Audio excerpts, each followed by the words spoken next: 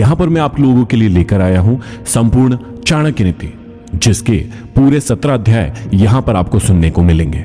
यदि आप अपने जीवन को बदलना चाहते हैं और चाहते हैं कि आपको कुछ ऐसे तरीके पता चले जिससे आप जीवन को बहुत ही अच्छे ढंग से जी सके, तो ये 17 अध्याय आप सभी के लिए बहुत ही महत्वपूर्ण है। तो चलिए इस चाणक्य नीति की शुरुआत करते हैं। आचार्य चाणक्य के जीवन की एक प्रारंभिक घटना से उनके चरित्र का बहुत सुंदर खुलासा होता है। एक बार वे अपने शिष्यों के साथ तक्षशिला से मगध की ओर आ रहे थे। मगध का राजा महानंद उनसे द्वेष रखता था। वह एक बार भरी सभा में चाणक्य का अपमान कर चुका था। तभी से उन्होंने संकल्प लिया था कि वे मगध के सम्राट महानंद को पद से नीचे उतारकर ही अपनी शिखा में गांठ बांधेंगे। इसके लिए वे अपने सर्वाधिक प्रिय शिष्य चंद्रगुप्त को तैयार कर रहे थे। मगध पहुंचने के लिए वे सीधे मार्ग से ना जाकर एक अन्य उबड़ खाबड़ मार्ग से अपना सफर तय कर रहे थे। उस मार्ग में कांटे बहुत थे। तभी उनके पैरों में एक कांटा चुभ गया। वे क्रोध से भर उठे। तत्काल उन्होंने अपने शिष्यों से कहा, उखाड़ फेंको इन नागफनों को, एक भी शेष नहीं रहना चाहिए। उन्होंने तब उन कांटों को ही नहीं उखाड़ा, उन कांटों के वृक्षों की जड़ों में मही डाल दिया ताकि वे दोबारा न उग सके। इस प्रकार वे अपने शत्रु का समूल नाश करने पर ही विश्वास करते थे। वे दूसरों के बनाए गए मार्ग पर चलने में कभी भी विश्वास नहीं करते थे। वे अपने द्वारा बनाए गए मार्ग पर ही चलने में विश्वास करते थे। आशा करता हूं इन अध्यायों को सुनने के बाद आप भी अपनी जिंदगी में अपने मार्ग खुद तैयार करें, अपने ऊपर विश्वास करें और अपनी जिंदगी में आगे बढ़े।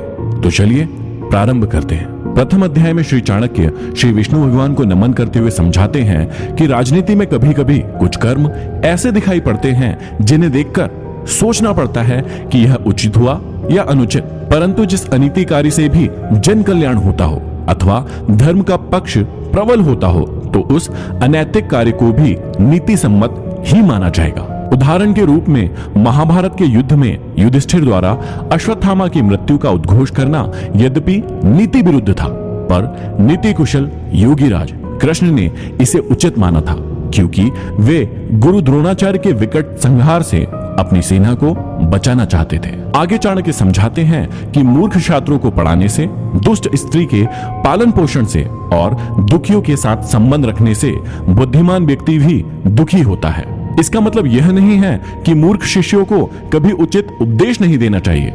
समझाने का तात्पर्य यह है कि पतित आचरण वाली स्त्री की संगति करना तथा दुखी मनुष्यों के साथ समागम करने से विद्वान तथा भले व्यक्ति को दुख ही उठाना पड़ता है। वास्तव में शिक्षा उसी इंसान को दी जानी चाहिए जो सुपात्र हो। जो व्यक्ति बताई गई बातों को ना समझे, उसे परामर्श देने से कोई लाभ नहीं है। मूर्ख व्यक्ति को शिक्षा देकर अपना समय ही नष्ट किया जाता है। यदि बात दुखी व्यक्ति के साथ संबंध रखने की है तो दुखी व्यक्ति हर पल अपना ही रोना रोता रहता है। इससे विद्वान व्यक्ति की साधना और एकाग्रता भंग हो जाती है। आगे श्री चाणक्य हमें समझाते हैं कि दुष्ट स्त्री, छल करने वाला मित्र, पलटकर तीखा जवाब देने वाला नौकर तथा जिस घर में सांप रहता हो उस घर में निवास करने वाले गृह स्वामी की मौत में संशय ना करे, वह निश्चित ही मृत्यु को प्राप्त होगा। घर में यदि दुष्ट और दुष्चरित्र वाली पत्नी हो तो उस पति का जीना ना जीना बराबर ही है। वह अपमान और लज्जा के बोझ से एक तो वैसे ही मृतक के समान है, ऊपर से उसे सदैव यह भय भी बना रहेगा कि यह स्त्री अपने स्वार्थ के लिए कहीं उसे विष न दे दे। दूसरा, यदि उस गृहस्वामी का मित्र भी दगाबाज हो, धोखा देने वाला हो, तो ऐसा मित्र आस्तीन का सांप होता है।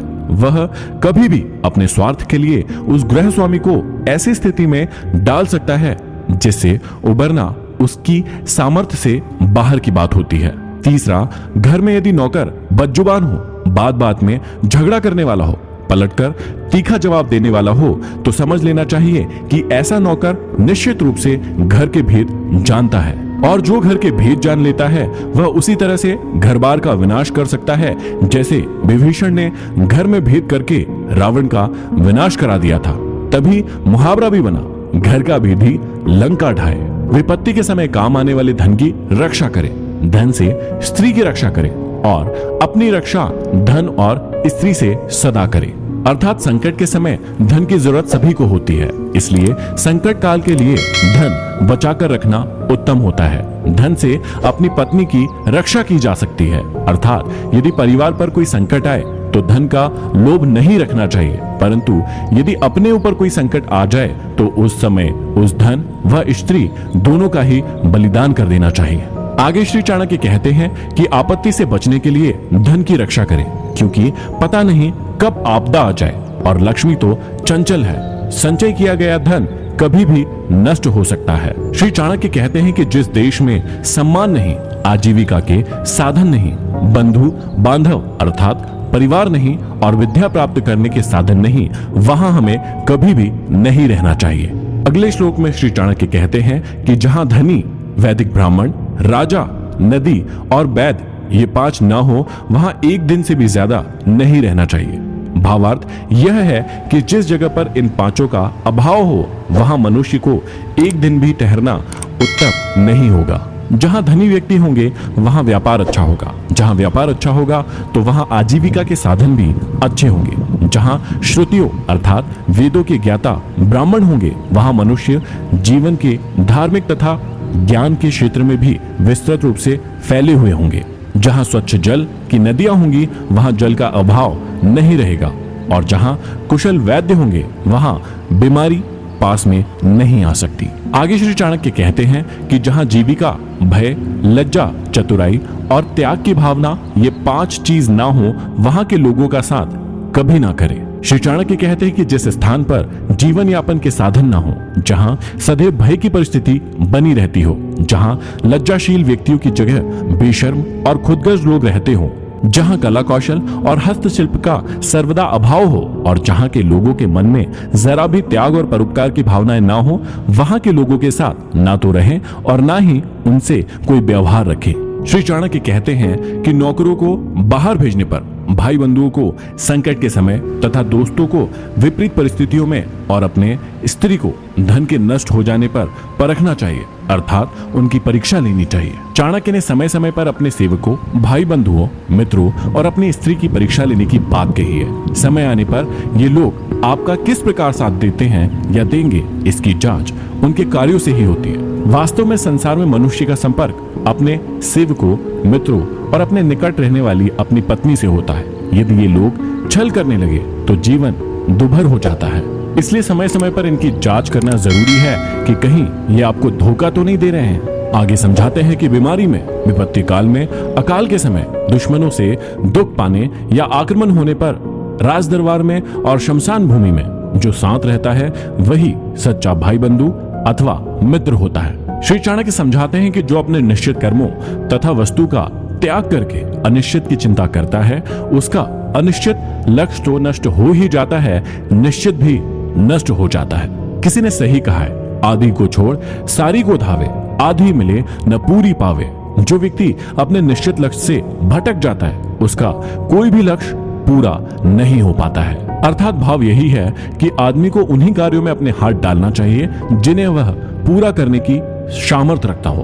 आगे श्री चाणक्य कहते हैं कि बुद्धिमान इंसान को अच्छे कुल में जन्म लेने वाली कुरूप कन्या से भी विवाह कर लेना चाहिए, परंतु अच्छे रूप वाली नीच कुल की कन्या से विवाह नहीं करना चाहिए, क्योंकि विवाह संबंध समान कुल में ही श्रेष्ठ होता है। लंबे नाखून वाले हिंसक पशुओं, नदियों, बड़े बड़े सिंग वाले पशुओं, शस्त्रधारियों, स्त्रियों और राज परिवारों का कभी भी विश्वास नहीं करना चाहिए।